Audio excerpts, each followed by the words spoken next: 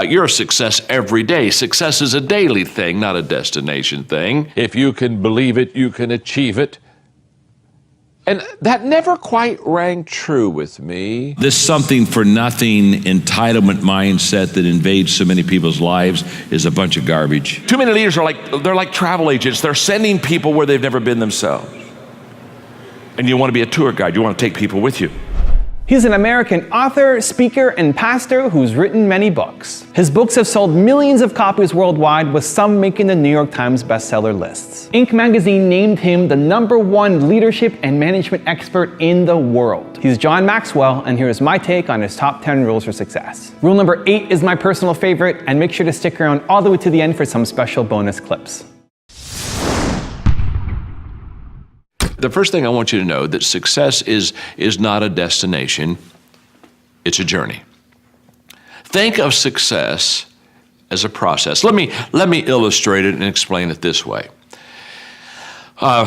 If you go to college, you work hard, and in 4 or 5 years, depending on what kind of degree you're working on, and in today's society, sometimes 6 or 7 years, but eventually comes the day of graduation, and you're all excited, and your family is there, and your friends are there, and you're there with your classmates, and you got your cap and your gown, and you know that there's going to be a time in that ceremony where you're going to walk across stage, and the president, provost, somebody's going to shake your hand, hand you a diploma, congratulate you, and you're going to get off the other side. They're going to have presents waiting for you, and they'll be taking pictures, and everybody will be shaking your hand, say, congratulations, today you become a success. You're a college graduate. Now, my friend, you did not become a success the day that you got your diploma. Now, what you did have happen to you in that ceremony is you got recognized for success.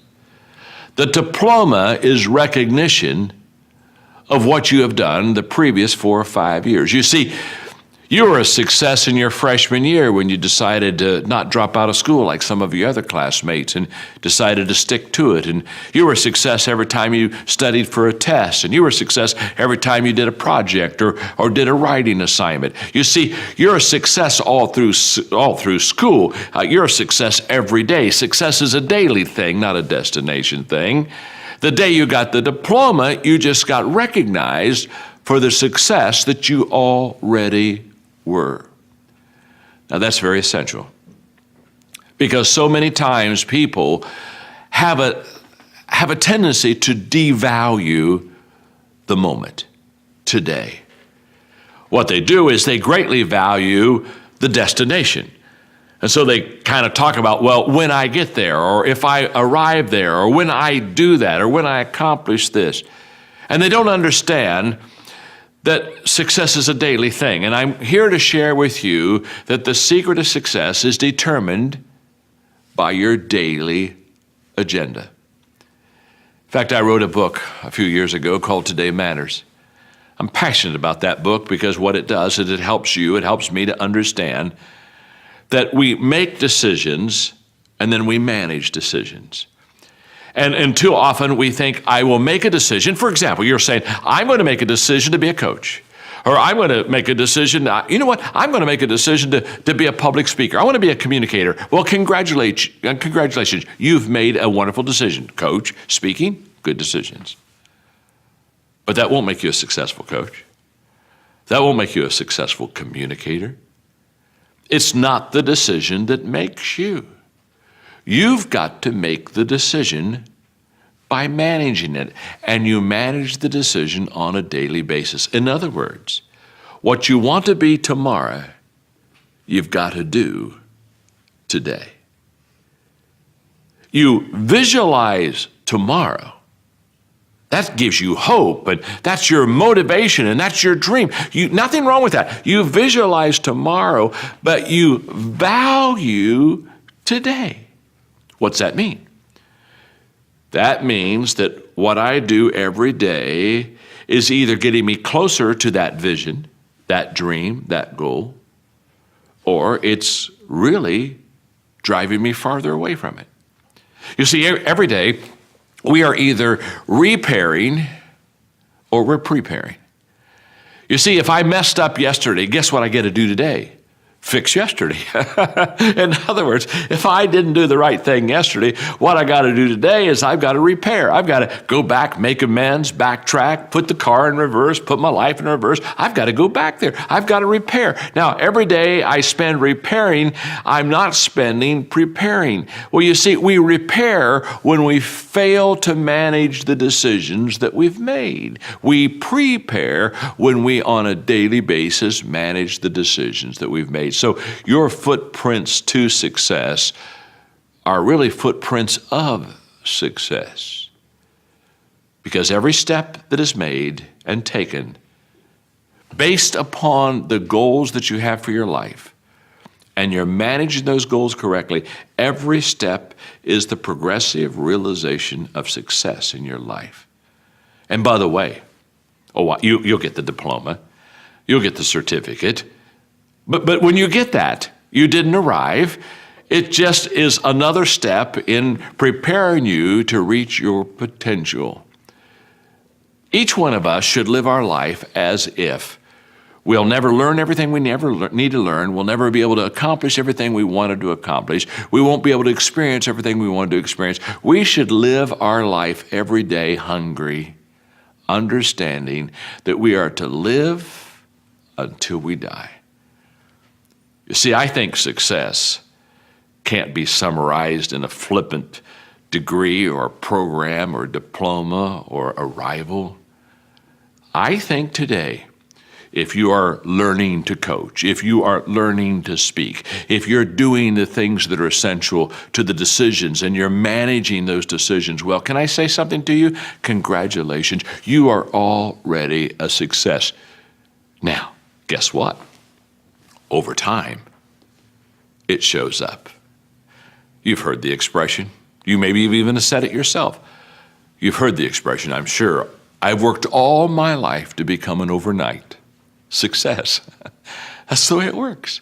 All of a sudden, somebody recognizes you. All of a sudden, somebody congratulates you. You didn't get good at that moment. You've been good for a long time. It just showed up someday. Have you ever heard a motivational speaker tell you that attitude is everything? I'll bet you have. I've heard many say that. In fact, they'll say something like, if you can believe it, you can achieve it.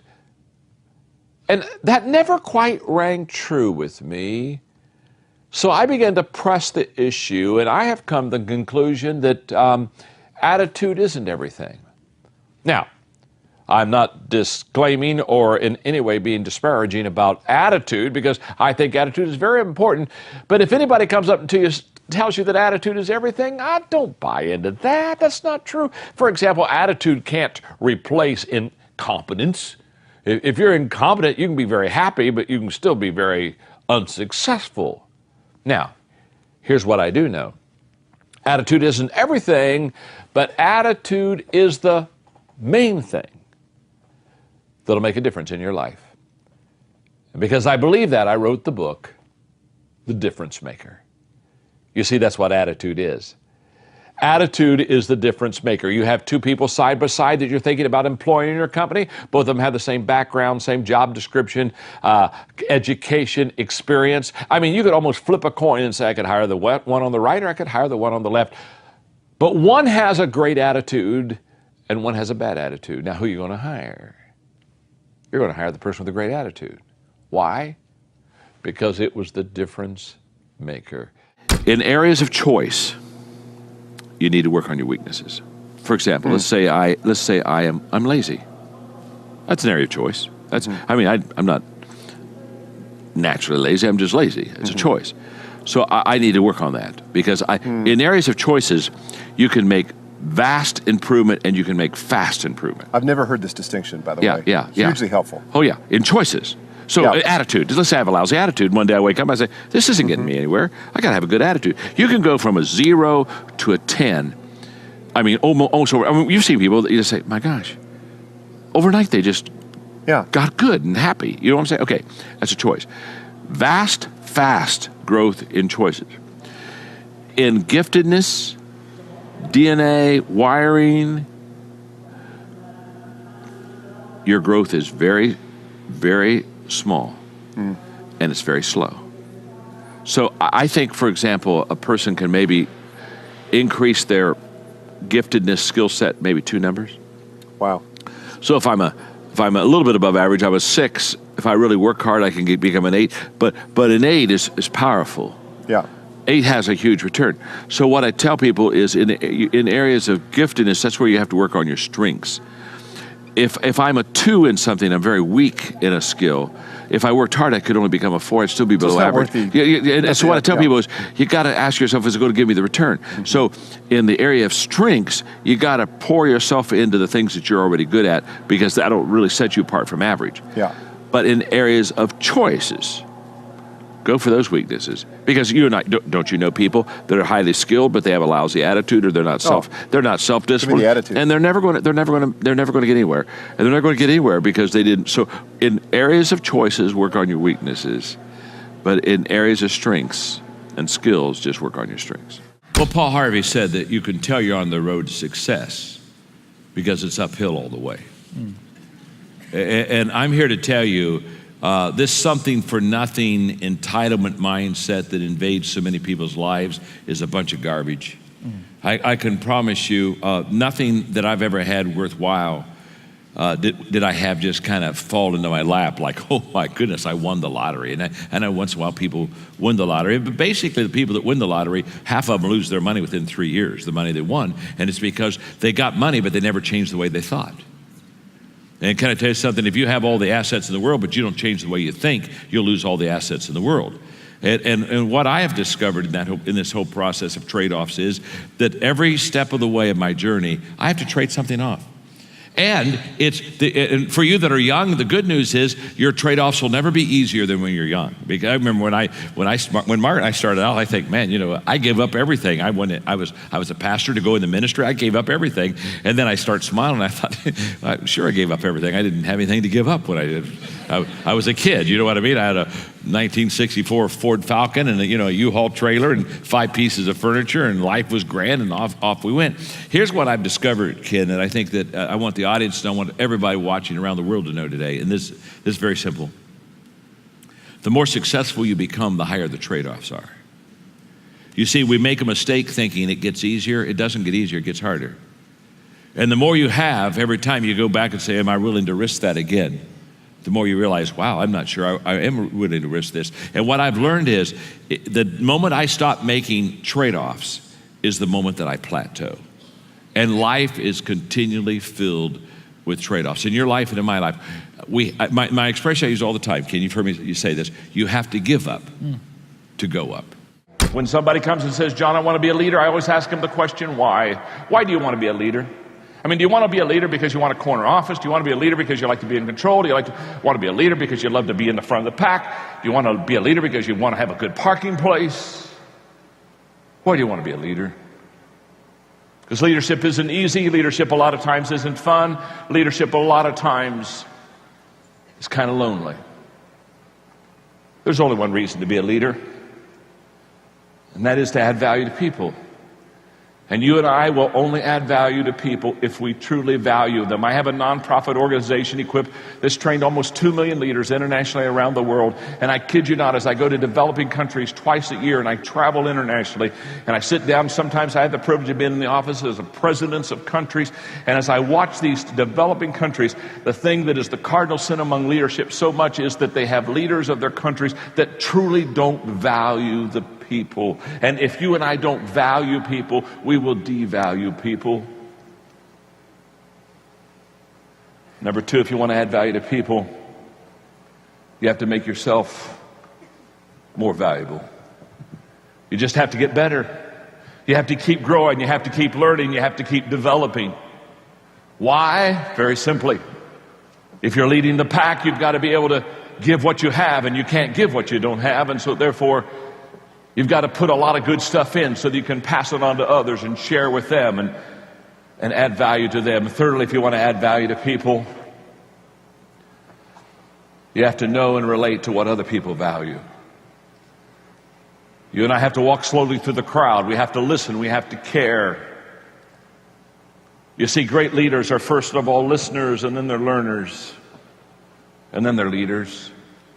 They really do take their cue from the people. They understand that the key of leadership is connecting with the people that you lead, and the only way that you and I ever connect is by caring enough to listen.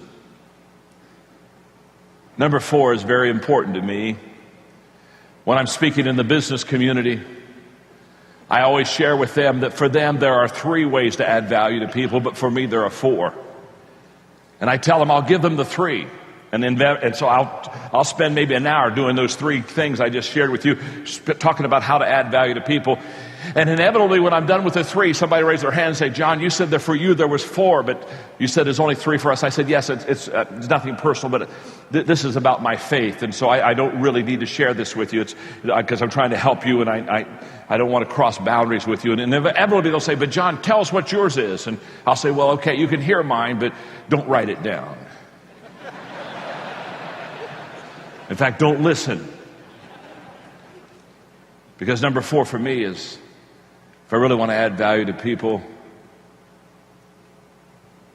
I have to do the things that God values. You see, the greatest motivational principle in the world is that people do what people see. And too many travel agents, they're like, or too many leaders are like travel agents. They're sending people where they've never been themselves. And you want to be a tour guide. You want to take people with you. You want to say, "This is the area where I've been. This is where I live. This is the area where I lead. Come along and follow me." And at level number 3, your leadership begins to gain credibility because now you are fleshing out for the people around you, and you are modeling for them things that they want to see, and you are starting to produce.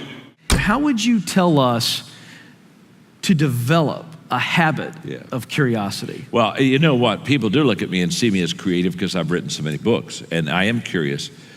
But when I started off in college, in my freshman psych class, they gave us a test for each student to take on creativity. And there were 17 in that class. I can remember it well. And I was at the bottom of the class on creativity. I mean, I was like number 17 out of 17. And what the teacher posted the scores. And so, I mean, I saw how bad I was. And then I really felt bad, not only because I wasn't creative, but I was going to go pastor, I was going to go into ministry, I was going to teach, I was going to do sermons. And then I got to thinking to myself, I'm going to be another boring preacher. And, you know, that just gripped me. I thought, oh, this is going to be awful. I'm going to bore people all my life, you know what I mean? And then I'm going to ask them to pay while they hear me. I mean, this is an awful deal. So, and so 2 things I did. And I talk about it in the book. One is I started filing. I started taking thoughts and quotes. And the reason I started doing that is I thought, if I'm not going to be good at what I say, I need to quote somebody that is good. And so I started filing things that other people would say. So I'd go around and I'd say, well, Ken said, you know what I mean? And Joe said, and Susie said. And so that at least I would be a little bit more interested. And that's how it started. But the big breakthrough I had was, and this will help everyone. How many of you would like to be more creative? Let me see your hands, okay? How many of you would like to just absolutely have an imagination that just took you to a new level? You know what I'm saying? Okay. How many of you already have that because you're on drugs? Okay. Well, here's the key. This will work for you. I promise it'll work for you because it worked for me. I made a major change in my early 30s from just having answers and being a leader that just had to cast vision, show everybody what I was doing and where we were going. And I started asking intentional questions. And I became a person, I ask questions all the time. Every day I ask questions. And I have found just asking questions will take you on exciting journeys more than anything else. You excel in that, Ken. I've watched you over the years. You'd excel really in that. But for my early years, I didn't ask enough questions, and so therefore, I didn't get enough ideas and thoughts from others. So when people say, I want to be more creative, what's step one? Step number 1 is ask more questions. Just go to people and start asking questions. It's amazing what you'll learn. In Switzerland, there are some mountains that can be climbed by people like you and me. We got to get a little bit better condition. But I mean, it's not like the mountain climber mountains that would be way beyond our skill level. But some of these mountains that can be climbed by you and me, it takes a day to get to the top, and then you just camp up there and you come down the next day. And on many of these places in Switzerland where you can do that, about halfway up the mountain is what they call the halfway house. Halfway house, halfway up the mountain. So a group of people starts off with a guide in the morning, and about noon, you're kind of tired, and you've been walking now for 4 or 5 hours, and you're coming up to the halfway house, and it's just it's a wonderful sight. Because as soon as you enter in the halfway house, you can smell the food, and they're getting ready for a good lunch, and you sit down, there's a fire in the fireplace, and there's nice soft chairs, and you can just rest your body and refresh your body. And so the people go into the halfway house, and they eat and laugh and enjoy and just really just kind of take in that wonderful, refreshing atmosphere. About an hour and a half after being in the halfway house, the guide gets up and says, well, gang, it's time to put on your gear. We got to hike. We got to get on up to the top. This is a fact. About half the people decide not to go on up to the top. They're sitting around the table, and they're just saying, you know what, go on up. You're going to be coming by here tomorrow. You're going to be having lunch here again tomorrow. We're just going to hang here.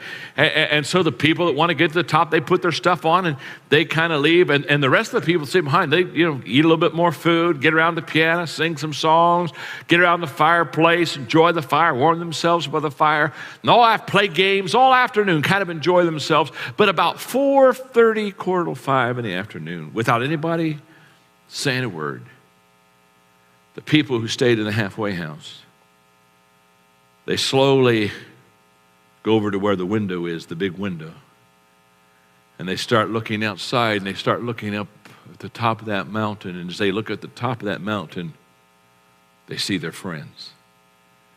Their friends are now getting the tents out, and they're getting ready to prepare for the night, and it becomes very quiet, very somber.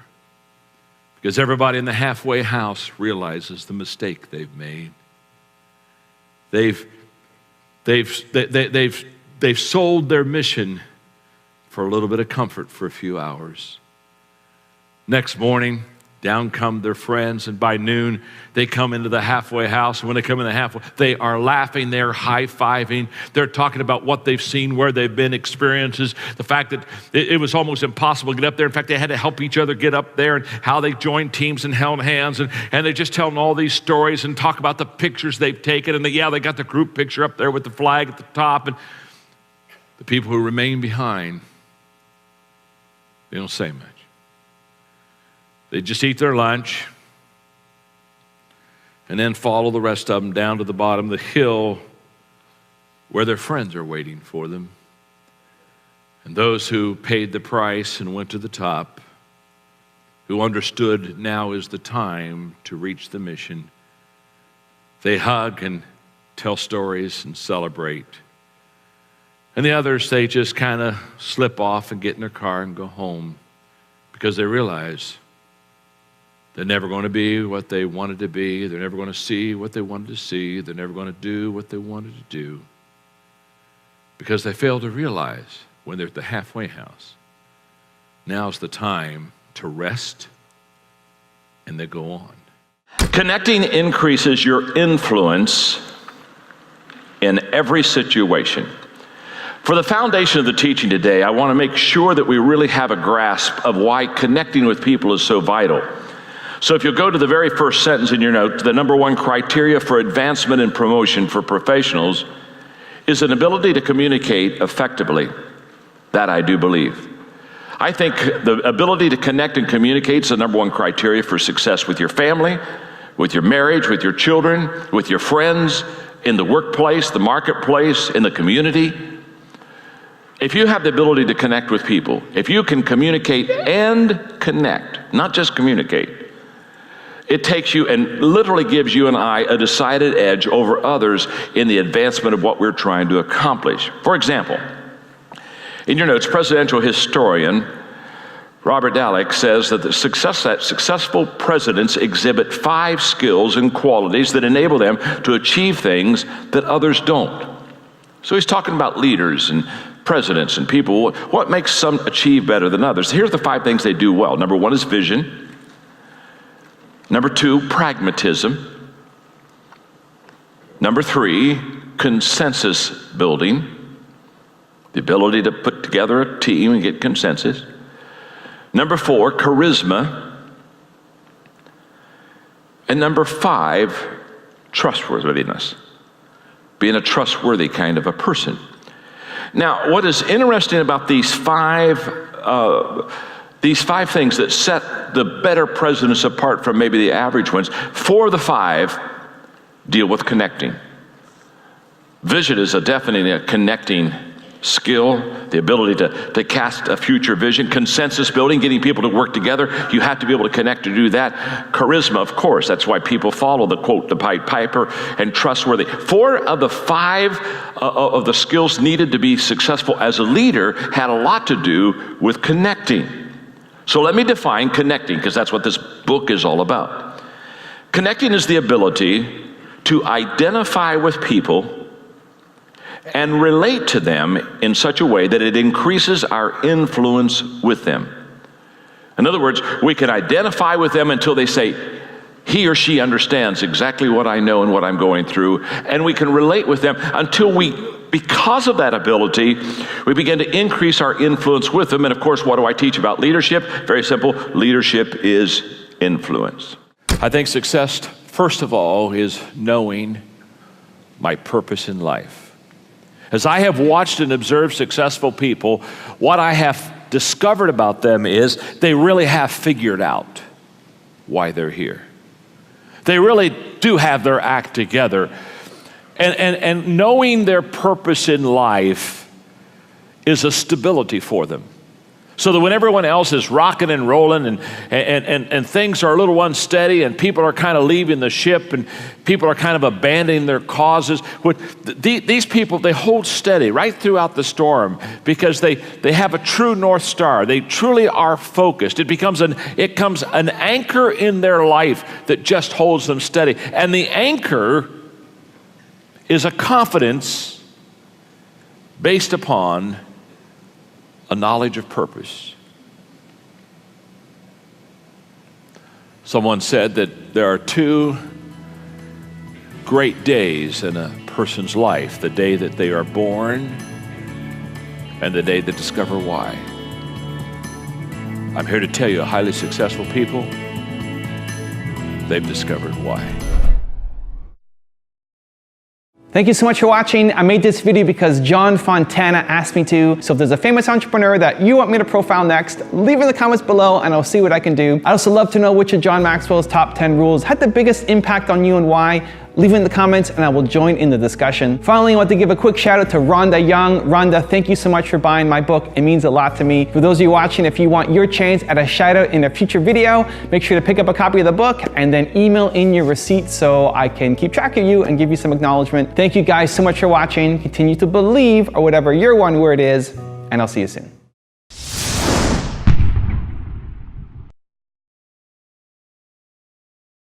I've never met a person who was not successful that didn't have a great amount of self-discipline within their life. Self-discipline and being able to perform and being able to keep your life on schedule and being able to keep commitments and promises and meet deadlines is essential to success. None of us can afford to have a life that is controlled by someone else, or a life that is basically controlled by our emotions. I learned many years ago that there are 2 kinds of people. There's the type of person who says, I'm going to wait till I feel like it before I do it.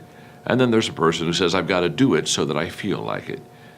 One will never get anything done because they're still waiting to feel the moment to move. And the other person says, no, I need to move, and then I will begin to feel the moment.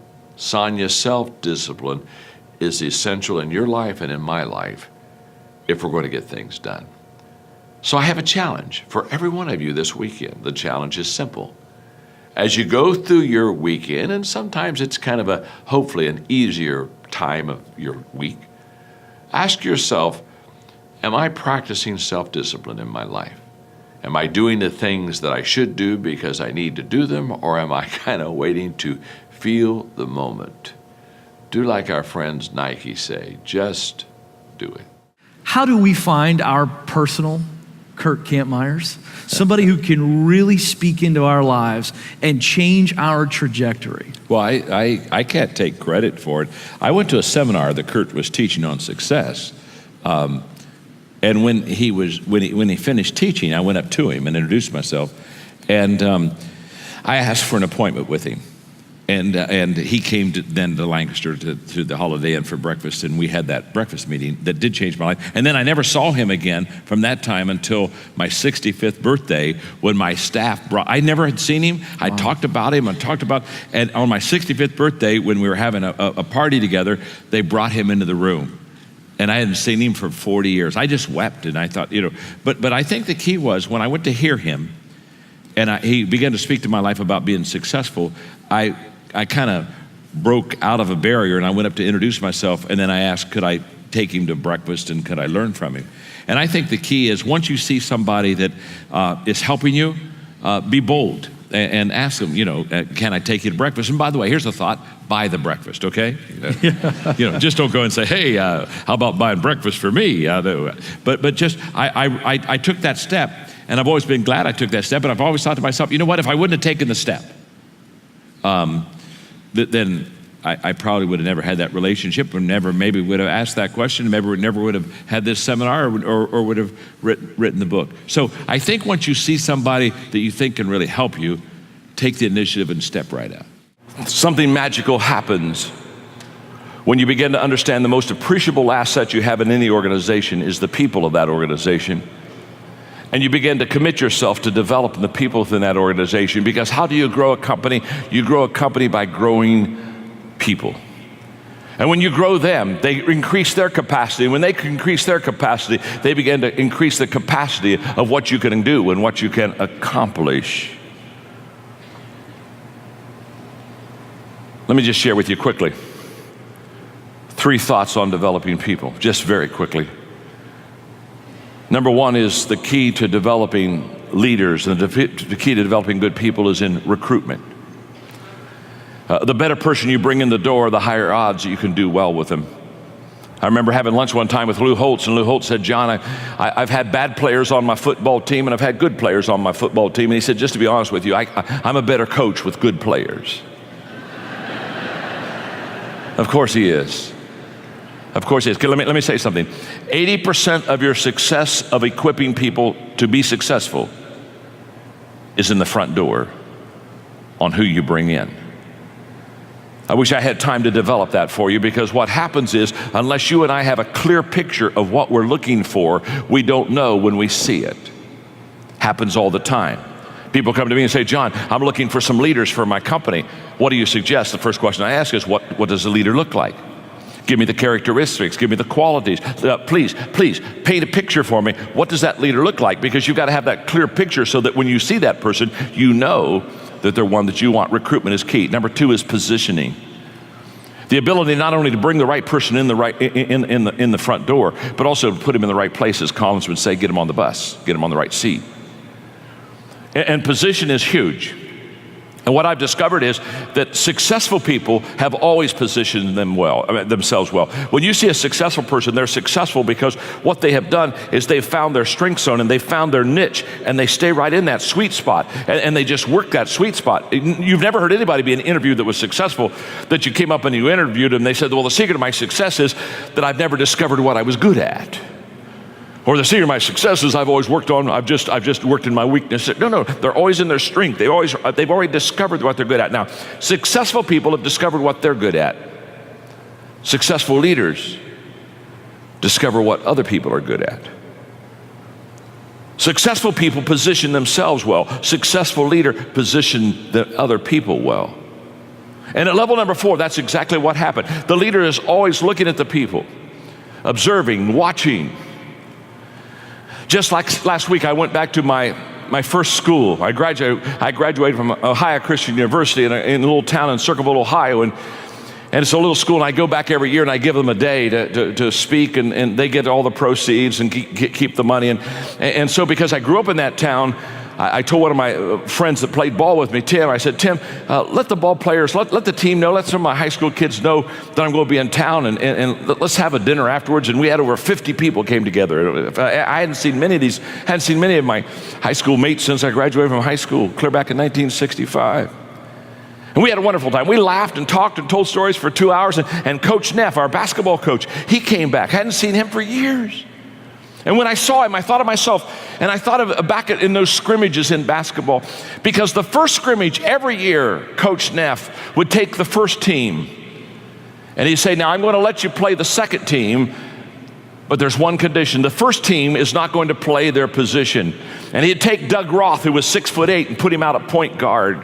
I remember he stuck me one year under center, and he put all the first team players out of position on offense.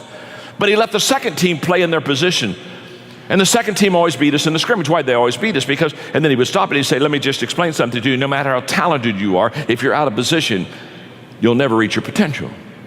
What was Coach Neff teaching us? He was coaching us, and he was teaching us that it's key to get positionally correct. And it's also, as a leader, key to get your people in the right position. And at level number 4, that's what happens. At level number 4, you recruit well, you position well, and then you equip well.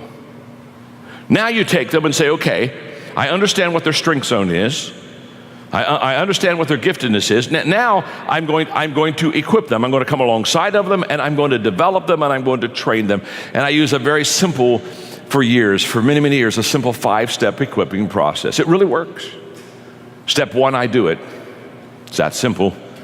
You can't teach somebody what you can't do yourself.